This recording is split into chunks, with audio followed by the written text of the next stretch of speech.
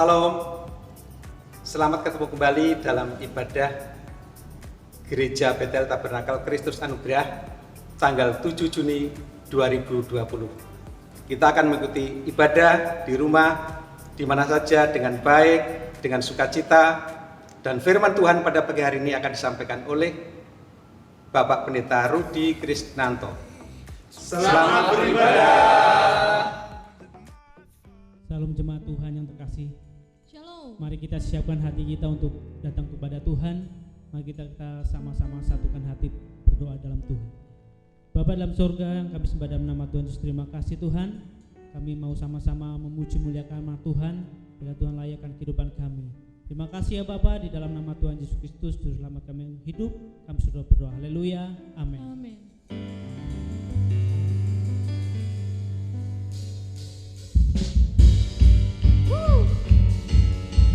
Mari kita sama-sama naikkan syukur kita kepada Tuhan, karena kasih setia Tuhan nyata dalam kehidupan kita. Haleluya. Kasih setiamu nyata bagiku, hikmat kebajikan tersedia bagiku. Bapalah sanggup limpahkan segalanya, dan anugerahnya sangat besar bagiku. Sama-sama katakan, aku diberkati, aku dilimpahi, karena Allah sanggup untuk menyediakan. Aku diberkati, aku dilimpahi atas sempurna anugerah Tuhan bagiku. Haleluya. Kasih setiamu Tuhan, Kasih setiamu nyata bagiku. hikmat kebajikan Tersedia bagiku. Bapalah sanggup limpahkan segalanya, dan anugerahnya sangat besar bagiku. Aku diberkati, aku dilimpahi, karena Allah sanggup untuk menyediakan. Aku diberkati, aku dilimpahi atas sempurna anugerah Tuhan bagiku.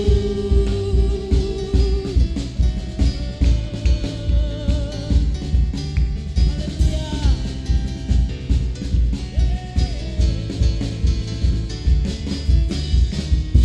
Bapalah sanggup limpahkan segalanya, dan anugerahnya sangat besar bagiku.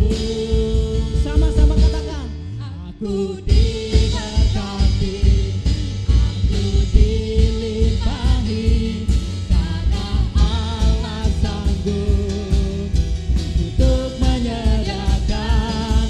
Aku diberkati, aku dilimpahi atas sempurna anugerah Tuhan bagiku. Sama-sama katakan, aku diberkati, aku diberkati, aku dilimpahi, karena Allah sanggup untuk menyediakan. Aku diberkati, aku dilimpahi atas sempurna anugerah Tuhan bagiku. Atas sempurna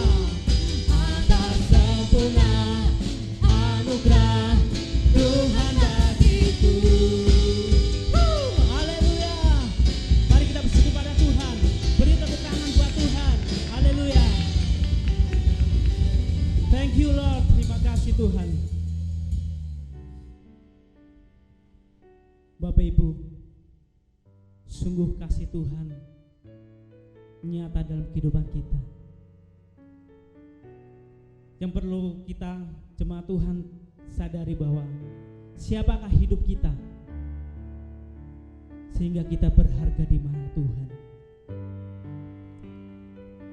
Mari Bapak Ibu, Saudara kasih dalam Tuhan, bahwa kasih setia Tuhan dalam kehidupan kita.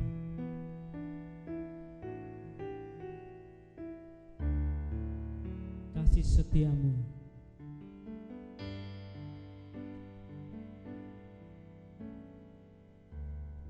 kasih setiamu yang ku rasakan lebih tinggi dari langit biru. Kebaikanmu yang aku nyatakan lebih dalam dari lautan. Berkat-Mu Tuhan, berkat-Mu yang telah ku terima, sempat membuat kami terpesona Tuhan. Terpesona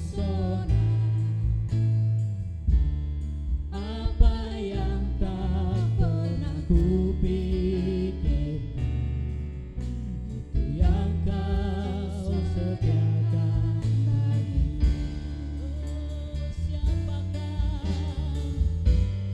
Siapakah aku ini Tuhan, jadi biji mata-Mu. Dengan apakah ku balas Tuhan selain puji dan sembahkan. Siapakah aku ini Tuhan, jadi biji mata-Mu, dengan apakah ku balas Tuhan selain puji dan sembahkan. Bapak Ibu Saudara kasih Tuhan, sama-sama kata berkat-Mu yang ku terima, berkat-Mu yang telah ku terima, sempat membuatku terpesona.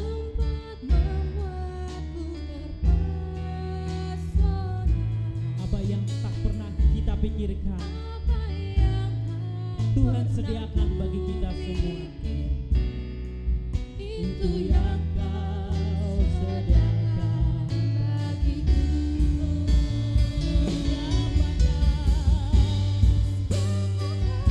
aku ini Tuhan, jadi biji mata-Mu.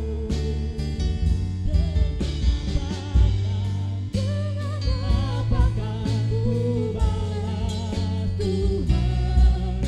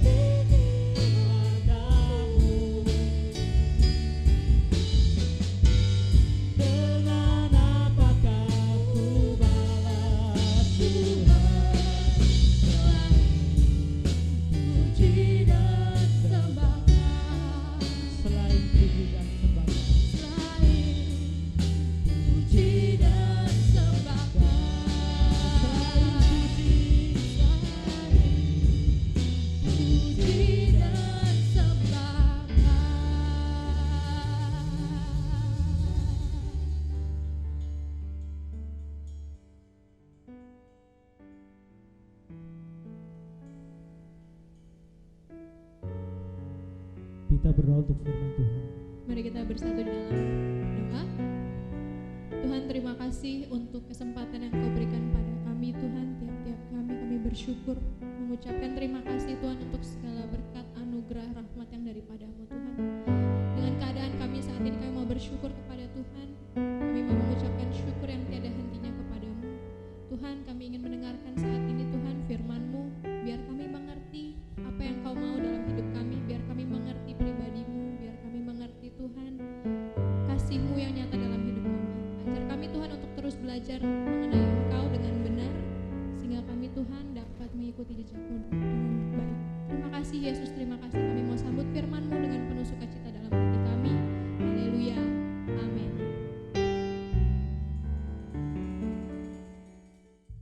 Salam, puji nama Tuhan, salam damai sejahtera Tuhan kita Yesus Kristus. Kita bersyukur kepada Tuhan karena Tuhan masih memberikan kesempatan kepada kita untuk berjumpa dalam ibadah. Walaupun secara online, Bapak Ibu di rumah, kita tetap beribadah dengan hormat dan takut akan Tuhan. Pagi hari ini Bapak Ibu dan Saudaraku, kita akan belajar mengenai jangan gelisah hatimu, dan saya coba artikan ini sebagai tema kita pada pagi hari ini, kegelisahan iman. Mari kita buka dalam Injil Yohanes 14 ayat 1 sampai dengan ayat yang keempat. Injil Yohanes 14 ayat 1 sampai dengan yang keempat, saya bacakan buat Bapak Ibu. Janganlah gelisah hatimu, percayalah kepada Allah, percayalah juga kepadaku. Di rumah Bapakku banyak tempat tinggal, jika tidak demikian, tentu aku mengatakan kepadamu. Sebab aku pergi ke situ untuk menyediakan tempat bagimu.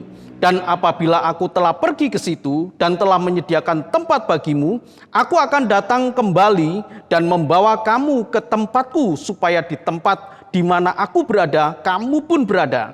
Ayat yang keempat, dan kemana aku pergi, kamu tahu jalan ke situ. Amin. Bapak, Ibu, dan Saudaraku, tentu kalau kita membaca dalam Injil Yohanes 14 ini, ada satu ayat yang sangat terkenal, ya tidak asing bagi orang Kristen, yaitu di ayat yang ke-6 yang berkata demikian, kata Yesus kepadanya, akulah jalan dan kebenaran dan hidup. Tidak ada seorang pun yang datang kepada Bapa kalau tidak melalui aku.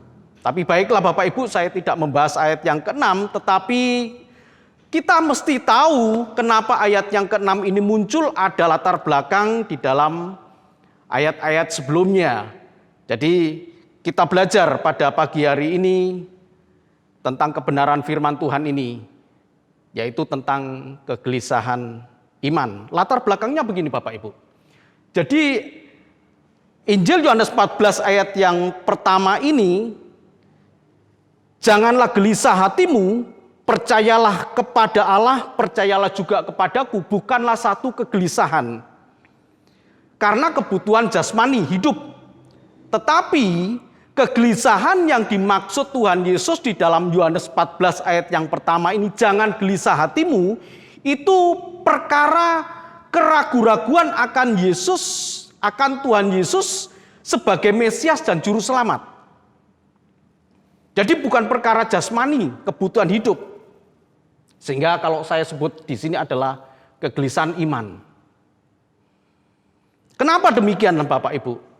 Dua peristiwa sebelumnya membuat Tuhan Yesus mengatakan di dalam Injil Yohanes 14 ayat yang pertama ini, janganlah gelisah hatimu, percayalah kepada Allah, percayalah juga kepadaku.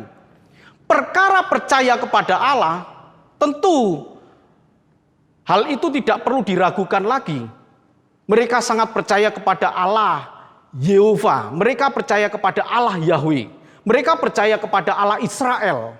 Mereka sangat percaya. Tetapi ketika dituntut untuk percaya kepada Tuhan Yesus, mereka punya keraguan-raguan. Nah Bapak Ibu dan Saudaraku, dua peristiwa yang melatar belakangi sehingga Tuhan berkata jangan gelisah hatimu. Dua peristiwa ini yang ingin Tuhan Yesus menjadi satu pelajaran buat murid-murid yang lain supaya tidak mengalami kegelisahan iman seperti yang dialami oleh dua murid Tuhan. Murid yang pertama adalah Yudas. Yudas yang menyerahkan Tuhan Yesus seharga 30 keping perak. Itu adalah harga yang cukup besar karena terbukti Yudas bisa membeli sebidang tanah. Jadi cukup besar Bapak Ibu. Yudas menyerahkan Tuhan Yesus ini karena punya keraguan-raguan apakah ini pribadi Mesias, apakah ini pribadi juru selamat. Sehingga Tuhan Yesus bagi seorang Yudas adalah satu komoditi yang bisa dijual. Karena apa? Karena tidak punya kepercayaan iman kepada dia. Yudas punya percaya kepada Allah, tapi bukan kepada pribadi Yesus. Nah Bapak Ibu, pribadi yang kedua adalah Petrus yang juga menyangkal Yesus 3 kali. Mari kita akan coba lihat dua pribadi ini yang meragukan Tuhan Yesus sehingga Tuhan berkata jangan gelisah hatimu. Jadi sekali lagi Bapak Ibu, Yohanes 14 ini dilatar belakangi dua peristiwa yang meragukan Tuhan Yesus. Sehingga Tuhan Yesus berkata percayalah kepada Allah. Oke, mereka mudah untuk percaya kepada Allah. Karena mereka sudah punya landasan iman yang begitu kuat orang Israel terhadap Allah. Tapi kemudian ditambahkan oleh Tuhan Yesus, percayalah juga kepadaku. Yudas tidak memiliki kepercayaan penuh kepada pribadi Yesus sebagai Mesias dan Juru Selamat. Begitu pula dengan Petrus, kalau Petrus punya kepercayaan yang penuh, walaupun Petrus pernah berkata dalam Yohanes 6, ya, engkau Mesias anak Allah yang hidup. Dan kemudian Tuhan Yesus berkata, bukan engkau yang mengatakan, tapi Bapa yang di surga yang mengatakan kepadamu. Petrus pernah mengatakan hal itu, tapi tidak memiliki kemantapan iman yang teguh. Yohanes 13 ayat yang ke-21, dikatakan demikian, Yohanes 13 ayat yang ke-21,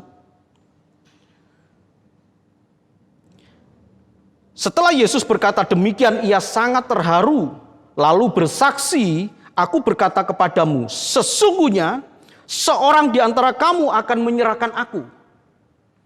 Perkataan Tuhan Yesus ini kemudian membuat mereka, murid-murid Tuhan saling memandang, siapa di antara kita. Ayat 26 sampai dengan 27. Jawab Yesus, dialah itu yang kepadanya aku memberikan roti sesudah aku mencelupkannya. Sesudah berkata demikian, ia, maksudnya Tuhan Yesus, mengambil roti, mencelupkannya dan memberikannya kepada Yudas, anak Simon Iskariot. Ayat 27. Dan sesudah Yudas menerima roti itu, ia kerasukan iblis. Maka Yesus berkata kepadanya, apa yang hendak kau perbuat, perbuatlah dengan segera. Yudas menyerahkan Yesus. Karena apa? Karena tidak mempunyai kemantapan iman. Karena masih memiliki kegelisahan, kepercayaan kepada Tuhan Yesus. Sehingga Tuhan Yesus berkata dalam Injil Yohanes 14 ayat yang pertama tadi Bapak Ibu. Janganlah gelisah hatimu, itu bukan perkara-perkara jasmani, bukan. Engkau gelisah karena meragukan aku sebagai Mesias dan Juru Selamat. Dan kemudian Tuhan Yesus berkata, percayalah kepada Allah. Tapi percayalah juga kepadaku. Sehingga ayat yang ke-6 itu menjadi satu pemantapan iman. Mengokohkan iman yang ragu-ragu. Ayat yang ke-6 kemudian berkata, akulah jalan dan kebenaran dan hidup. Tidak ada seorang pun yang sampai kepada Bapa kalau tidak melalui aku. Supaya apa? Mereka tidak punya keraguan sedikit pun tentang Yesus. Bapak, Ibu, dan saudaraku yang kasih Tuhan, ini perlu saya sampaikan kepada Bapak Ibu. Di masa-masa yang sukar demikian ini Bapak Ibu.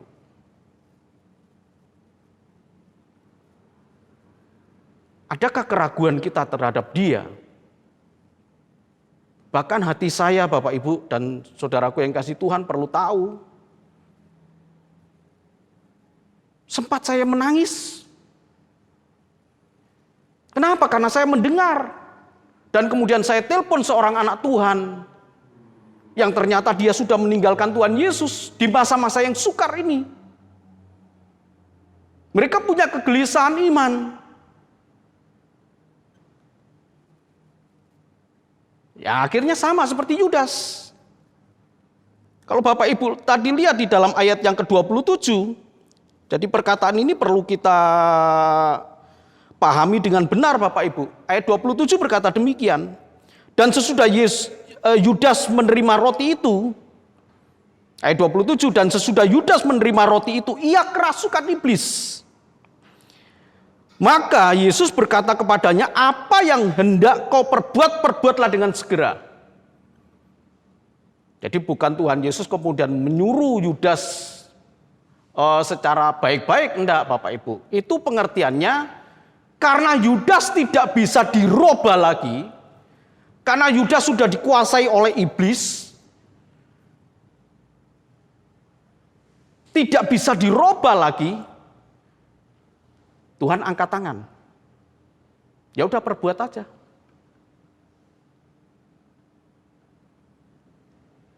Perbuat aja.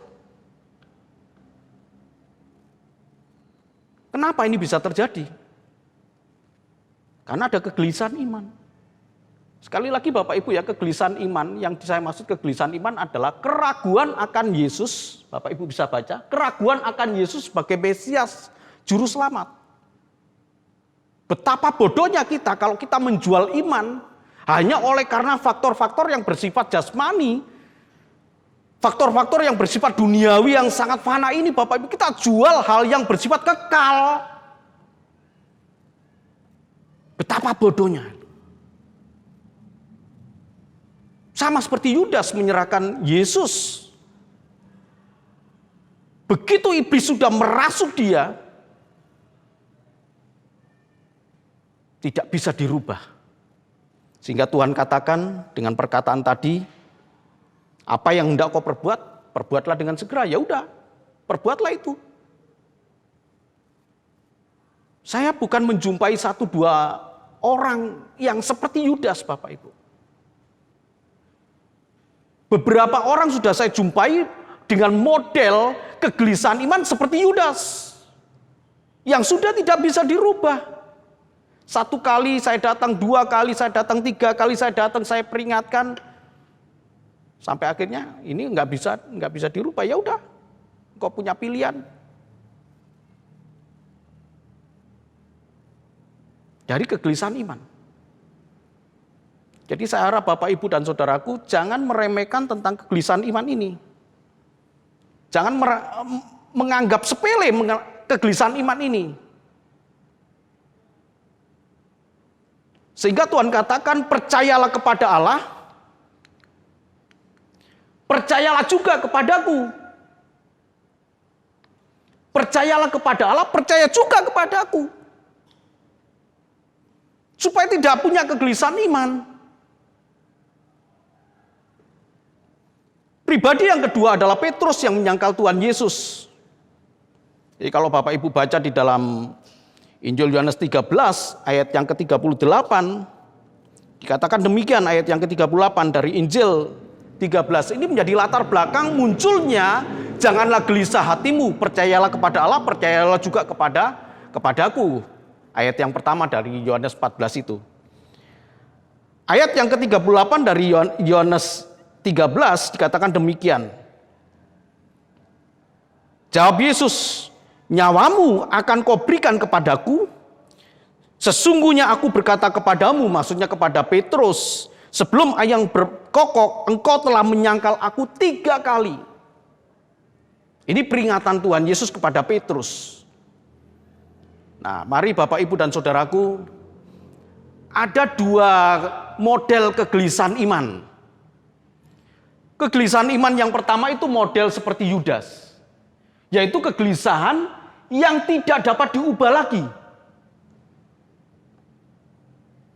Sampai akhirnya muncul yang saya sebut sebagai krisis iman. Betul-betul krisis. Bukan gelisah lagi, tapi sudah berubah menjadi satu krisis iman. Ini berbahaya Bapak Ibu. Pertama, kita perhatikan diri kita sendiri. Yang kedua, kita perhatikan orang-orang dekat kita dalam satu keluarga. Kemudian meluas ke saudara seiman. Apakah kita, saya pribadi, Bapak Ibu, memiliki kegelisahan iman? Kalau kegelisahan iman itu seperti Yudas, modelnya seperti Yudas, satu kegelisahan iman, keraguan-raguan akan Tuhan Yesus yang kemudian mantap keraguan-raguan itu menjadi krisis iman, berbahaya Bapak Ibu. Sangat berbahaya. Tidak bisa dianggap sepele itu.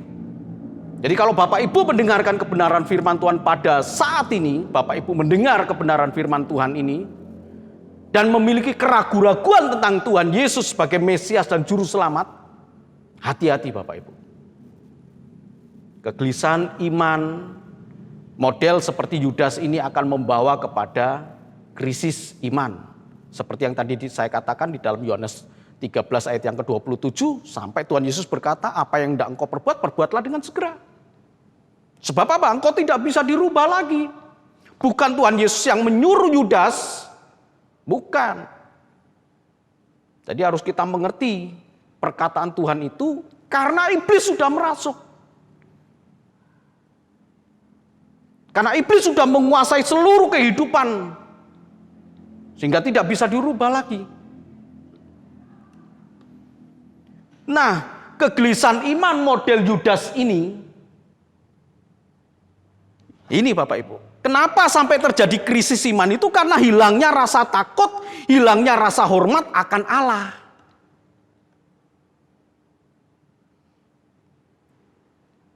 Orang berjalan melenceng Bapak Ibu ya, dari jalan yang lurus itu ya. Itu kan tidak terasa. Melencengnya dia itu melenceng yang sebenarnya tidak langsung frontal begitu, pelan-pelan terlebih dulu.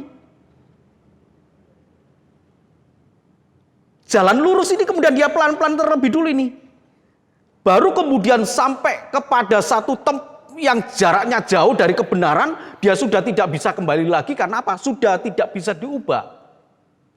Dia sudah punya kebenaran menurut model dia sendiri. Tidak pakai Tuhan Yesus juga nggak apa-apa kok, saya bisa selamat. Enggak.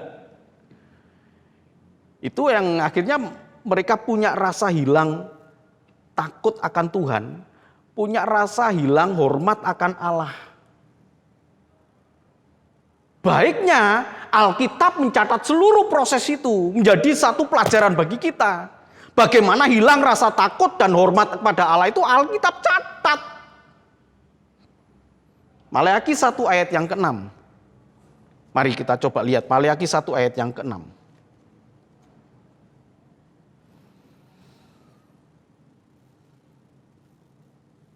Dalam Maleakhi 1 ayat yang ke-6 ini dikatakan demikian Bapak Ibu.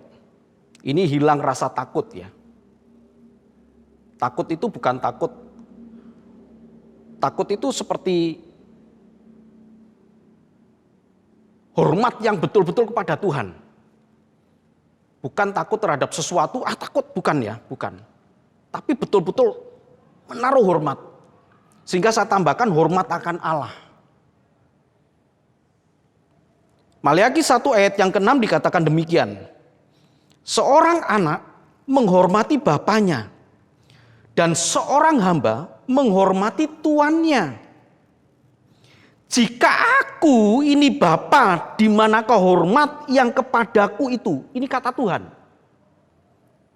Jika aku, Tuhan, jika aku ini Bapa, di manakah hormat yang kepadaku itu? Jika aku ini Tuhan, di manakah takut yang kepadaku itu? Firman Tuhan semesta alam kepada kamu, hei para imam yang menghina namaku. Tetapi kamu berkata, dengan cara bagaimanakah kami menghina namamu? Memang konteks ayat ini untuk imam, Bapak Ibu. Tapi bisa kita tarik bahwa itu berlaku untuk semua orang yang sudah kehilangan rasa takut akan Allah. Kuduskanlah hari Sabat. Orang sudah tidak peduli dengan hari Sabat.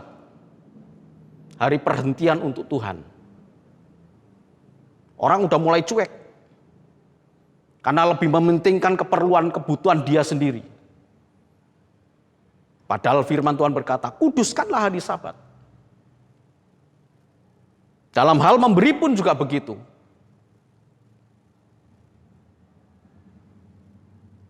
Persembahan-persembahan kadang kita memberikan kepada Tuhan, itu bukan yang terbaik. Hilang rasa takut dan hormat akan Allah. Saya ulang lagi dalam Maleakhi 2, supaya Bapak Ibu lebih mantap lagi, supaya tahu bagaimana orang kehilangan rasa hormat dan takut akan Tuhan. Maleakhi 2 ayat yang 17 dikatakan demikian. Perikopnya Tuhan datang untuk menghukum. Ayat 17 dari Maleakhi 2 ini. Kamu menyusai Tuhan dengan perkataanmu, tetapi kamu berkata, dengan cara bagaimanakah kami menyusai Dia? Dengan cara kamu menyangka setiap orang yang berbuat jahat adalah baik di mata Tuhan. Kepada orang-orang yang demikianlah Ia berkenan. Atau jika tidak, di manakah Allah yang menghukum? Ini banyak loh Bapak Ibu.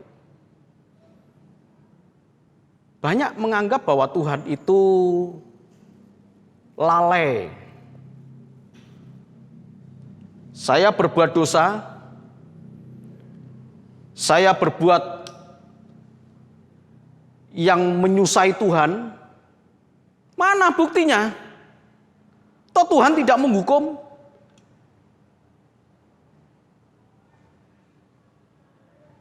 Bahkan orang dengan mudahnya bisa berkata, sumpah loh, sumpah aku tidak melakukan hal itu. Memakai nama Tuhan untuk menyembunyikan dusta dia, untuk menyembunyikan dosa dia. Sampai dia berkata, buktinya saya diberkati Tuhan. Nah, bukankah itu banyak terjadi Bapak Ibu? Akhirnya orang hilang rasa takut dan hormat akan Allah. Kegelisahan iman, kalau ini modelnya Yudas, kegelisahan iman yang model Yudas, sudah tidak bisa dirubah lagi.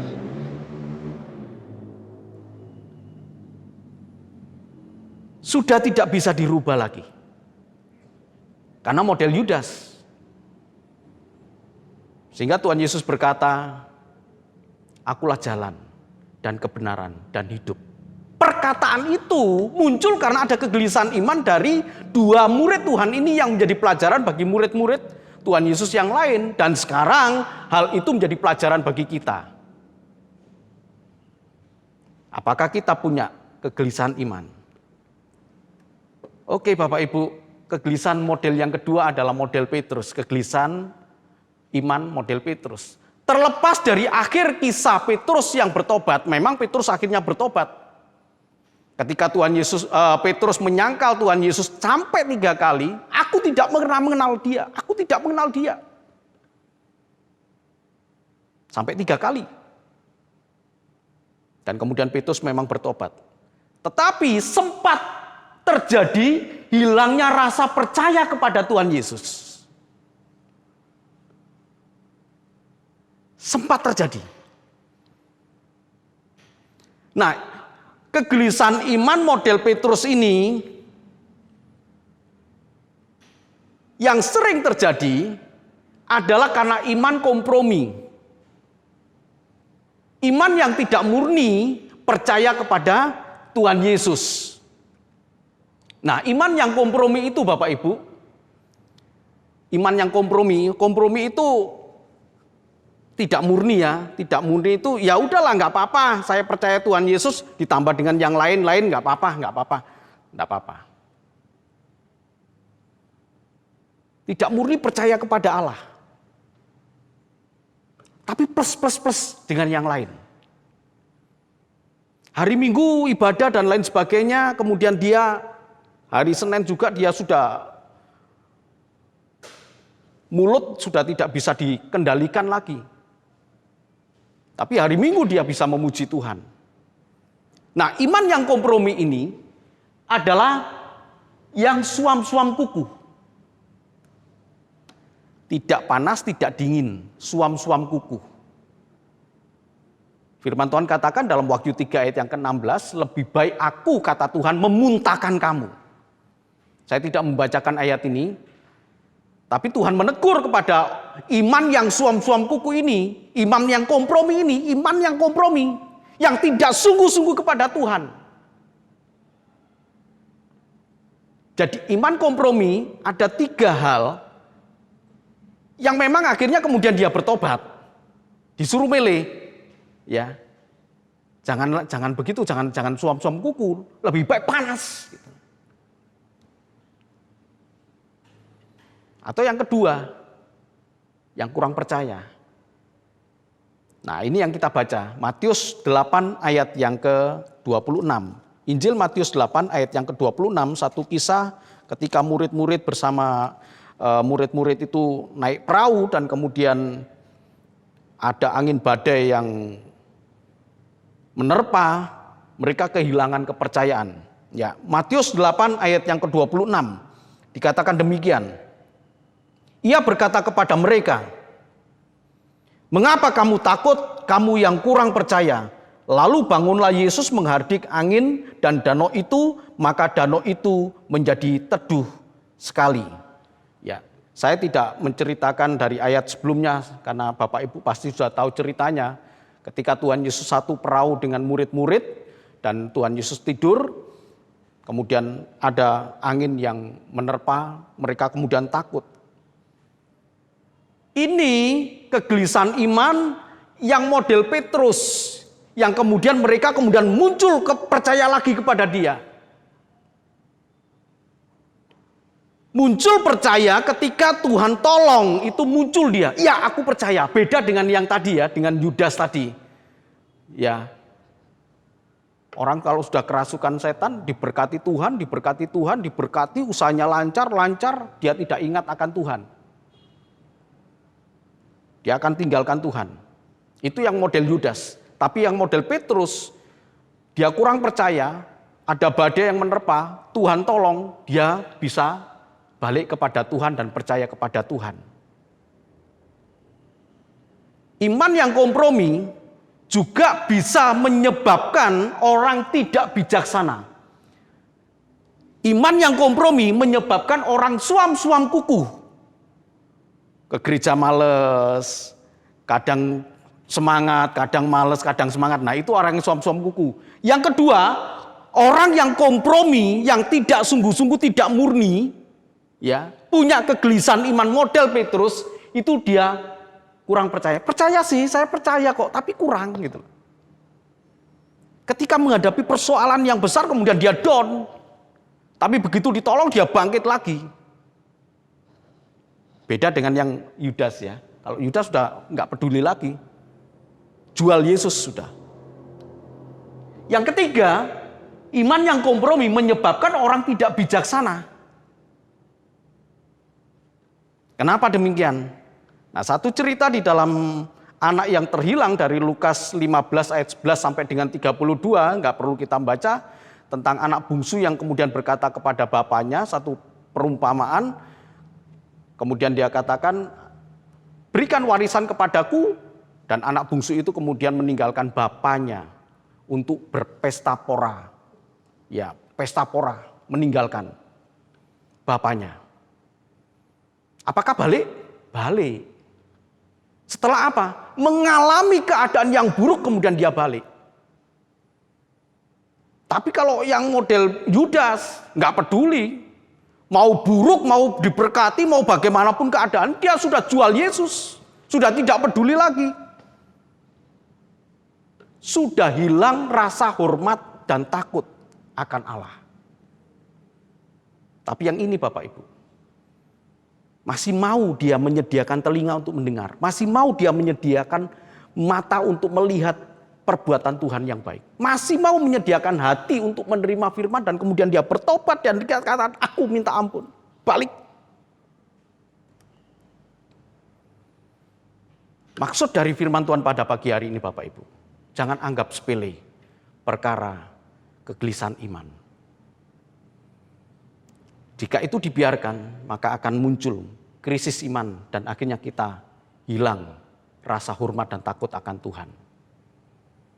Ketika kita merasakan kegelisahan iman, keraguan-raguan akan Tuhan Yesus, langsung kita balik. No, aku gak mau kalah. Tuhan pasti tolong. Sehingga kita kembali kepada Allah dan memiliki kemantapan iman. Kemantapan iman dan berkata, Engkau Tuhan, Allah dan Juru Selamatku, Tuhan Yesus Kristus. Bapak, Ibu, dan Saudaraku, mari kita mantapkan iman kita.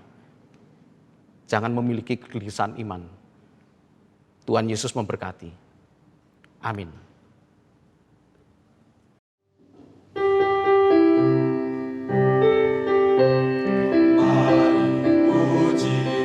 Selalu, ya Yesus, Juru Selamatku, tak pernah kau di hatiku, sukacitamu di hidupku.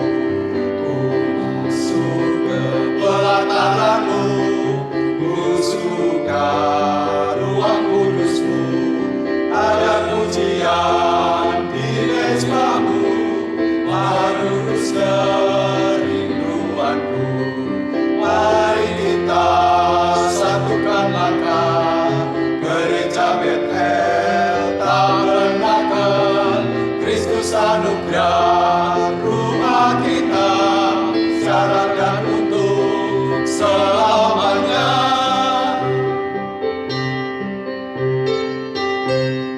Mari puji Tuhan selalu, ya Yesus, Juru Selamatku, tak pernah kau di hatiku, sukacitamu di hidupku.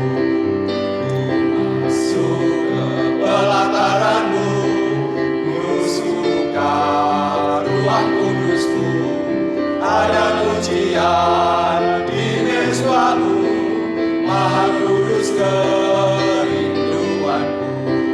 Mari kita satukan langkah, gereja Betel Tabernakel, Kristus anugerah rumah kita, sekarang dan untuk selamanya.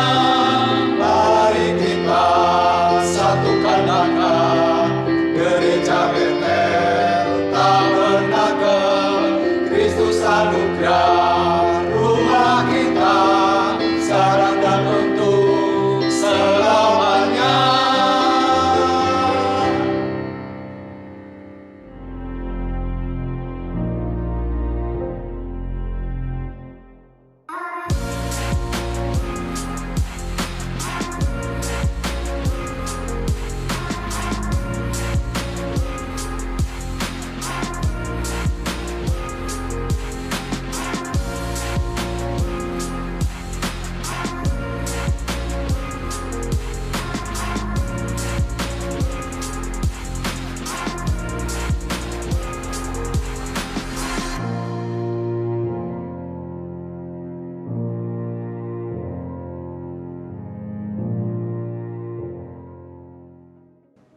Ya, puji nama Tuhan Bapak, Ibu, dan Saudaraku yang dikasihi Tuhan.